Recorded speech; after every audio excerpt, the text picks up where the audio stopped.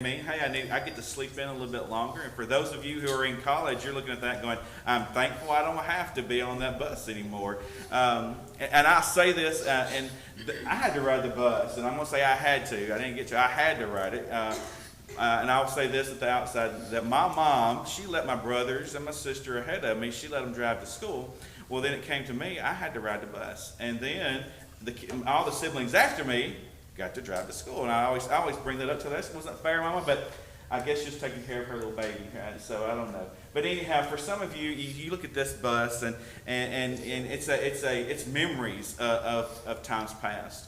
It's memories of something that happened, and joyous moments in your life. And for some people who ride the bus, it's not a joyous moment for those of you. And being at a high school now, and a lot of issues come from this right here. I even rode the bus the other day. I rode it sitting back in the back with the high school kids because they had been misbehaving. And so you get, and now they have cameras on the buses, and you get to hear all sorts of things. From this lesson, I just want to take a lesson and just a time and a moment right now for us, and speaking specifically to young people this morning, but also to those of us who are the examples, for those of us who need to encourage this generation that we have right now. And so this morning, I want to suggest to you that this picture means, for some of us, that it's the beginning. It's the beginning of a new adventure, whether it's a new school year, a new school. But also, I want you to know this is a time to learn and a time to grow. It's a time. It's a time for opportunity. Is what this, for me, is what this represents. It's an opportunity for you and me to be an example. And so this morning, as we look at 1 Timothy chapter 4 and verse 12, as we're thinking about that opportunity to being an example. You were young folks, and regardless of where you go, whether it's a public school, private school, home school, whatever, there's an opportunity for us to be an example. And in 1 Timothy chapter 4 and verse 12, it says, let no man despise thy youth, but you be what? You be an example. And he says, you be an example of the believers. And you're going to be an example how? You're going to be an example in word.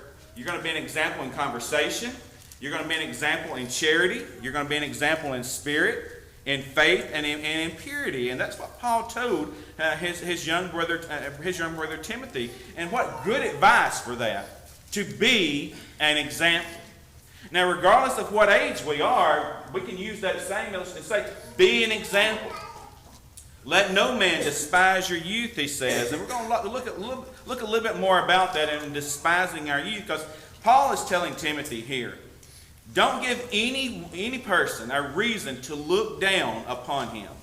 Don't let anyone think lightly of you, but you set the example. Just because you're young does not mean that you're not an example, because you are. You be an example. And so you be an example in the words that proceed out of your mouth. You be an example in the way in which you live your life. You be an example in the love that you demonstrate toward others. You be an example in your attitude. You be an example in your faithfulness to the Lord. You trust in God and through the good times and in the bad times. You be an example in your purity and refraining from sexual sins and staying pure, keeping your integrity. Great advice for us today. Great advice not only for the young folks, but great advice for those of us who are older. And so we're going to look to that. We're going to look to that being an example. We're going to take each of those this morning and just look at it, the examples that we need to be. And so starting off, being an example in word.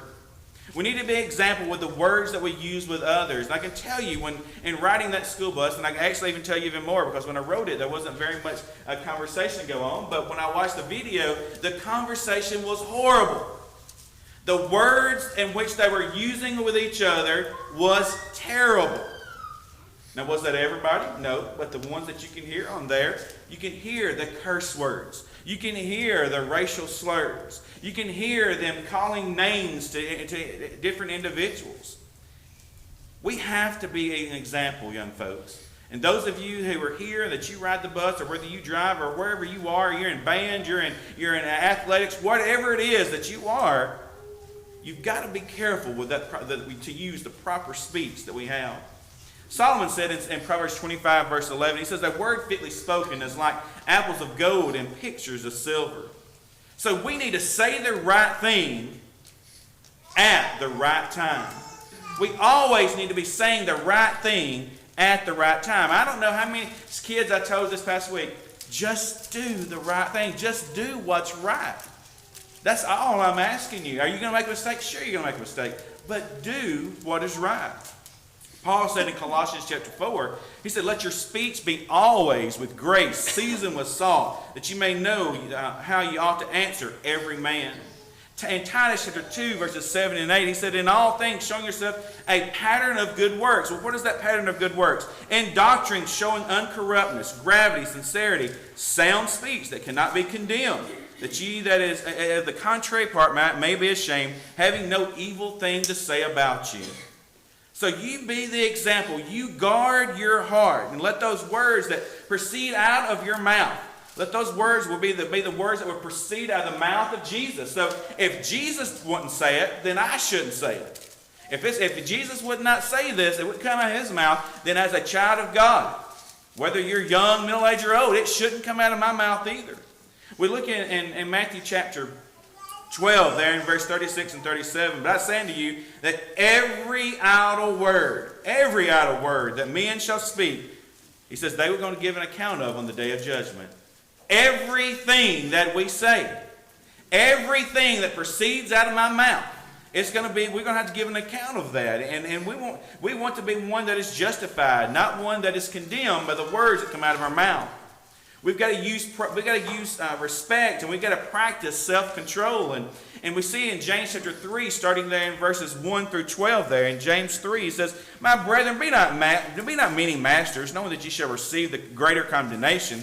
He says, "For in many things we offend all, and if any man offend not in word, the same is a perfect man, and able to bridle the whole body. Behold, we put bits in the horse's mouth, that they may obey us, and we turn about the whole body. Be careful. This horse that we try to control, we put a bit in its mouth that we control it." He says, "Behold the ship," he says, that which also is so great, driven the forces of winds, and yet they are turned about with a very small helm, and whithersoever the governor lists." So even a ship, there's a little bit of the rudder. You move that little thing, and then it will help to go. So then he's going to say something about us. These giant animal uses a little thing to control it. The giant ships uses a little thing to control it. But then he says, "Even so the tongue," what's right here in my mouth, this tongue, it's a little member, and it boasts great things. Behold, how great a matter a little fire kindleth. And the tongue, he says, is a fire. It's a world of iniquity. So is the tongue among our members, that it defiles the whole body and sets on the fire the course of nature, and is set on fire of hell. For every kind of beast, of birds, and of serpents, and of things in the sea is tamed, and hath been tamed of mankind, but the tongue can no man tame. It is an unruly evil, full of deadly poison. So then we say, well, it can't be tamed, so I'm just going to let it go. I'm going to let it go freely. I'm going to let it say what it needs to say. No, we have to practice controlling it. We have to. It says, out of the same mouth proceeds blessings and cursings. We're blessing somebody 1 minute, and then the next minute we're cursing. I could sit with a student and I could talk with him in my office, and he could tell me he could be the most politest young man ever, and then in the classroom he is saying, and he is cussing the teacher, or he's cussing his friends, or he's being rude and disrespectful. Out of that same mouth is two different things. And he says, my brethren, these things ought not so to be. And I hope the mouth out of the young, the middle-aged, and the old, that whatever is coming out of our mouth is the same thing that would come out of our mouth if we were standing before Jesus Christ. We've got to be an example in our conversation, in our conduct, and we've got to set that godly example in how we conduct our life, how we behave. And be like Paul in 2 Timothy 3 and verse 10 when he says, but thou hast known fully my doctrine and manner of life. You've known my manner of life. You've known my conduct. You know how I live my life. And he wasn't ashamed, was he? He wasn't ashamed at that point of how he was living his life. He only knew, and others knew him by his example. You know what? They knew him by his example prior to becoming a Christian, and they knew his example after he became a Christian. And there was no going right or the left. He was zealous against the church. But when he became a Christian, he was zealous for the church. Our life is way too short to waste our time on nothing but being a godly example for others. We don't know, do we, what tomorrow holds. And we know that from our study in James chapter 4, when he says, well, whereas you know not what shall be on the morrow, for what is your life? It's even a vapor that appears for a little time and then vanishes away. We see that Paul, again, he advises Timothy in 1 Timothy 4 and verse 16. He tells him that, he says, take heed unto yourself and unto the doctrine. And he says, you continue in those things. For in doing this, thou hast both saved thyself and them that hear you. So we need to continue in that doctrine. We don't need to waste our time on things that are not going to get us to heaven. I said this to the students on one of my, I call it the Taylor Talk I had the other day. And so I was on the can you think about it? Intercom. Thank you, Eddie Mae. On the intercom, and as we are, I say, you never know, and I'm talking about character. And I said, you never know that what you're saying and what you're doing, and this is, I can't remember who it was that used this illustration, but if your life or your conversation was posted up on here, and I've told this before, you never know who's filming you. You never know who has their camera or their phone on you. So you live your life so that you wouldn't mind your life being on the big screen. You wouldn't mind your moment, whatever moment it is, you wouldn't mind that being shared on social media to everybody, because it's going to happen. And regardless, and if it doesn't happen, we're sharing it with God. I'm sure there are things that you've said, things you've done that you think, I would not want that shared at all. Those are moments of weakness. Those are the moments that we don't want to define us, but those are the things that the world will define us as. Talking about being an example, you know how to ruin your example is to not be an example in your conversation, not be an example in the words that come out of your mouth, not be an example in how you behave yourself, because that will ruin a reputation. And reputations is what people think of.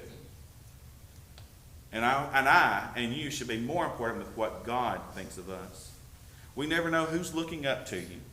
Even you younger folks, you never know who's looking up to you. We said, Miss Rayleigh right here looks up to these girls right here. You got Tuck looking up to the older boys here, and some of you are looking up to people here in this congregation and others who are older.